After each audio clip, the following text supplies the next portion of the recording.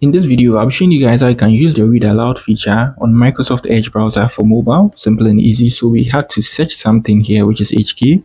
Good. So now you are going to read it automatically, just like you have on the PC.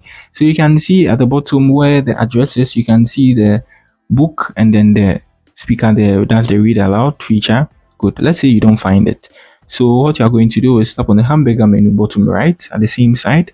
Good. You can see here we have to scroll to the left on your screen. You just slide to your left and you can see Read Aloud here at the bottom. Tap on Read Aloud and it's going to run. Yeah, so to pause it, you tap on here to pause it. To play, you tap on the play to pause it at the top.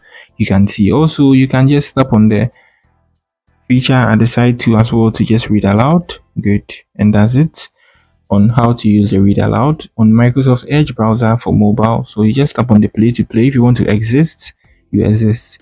Yeah. So sorry, I just tap on the play to play it. So that's it on how you use the Read Aloud feature on Microsoft Edge browser for mobile. If you are new here, give me a like and subscribe to the channel. Peace.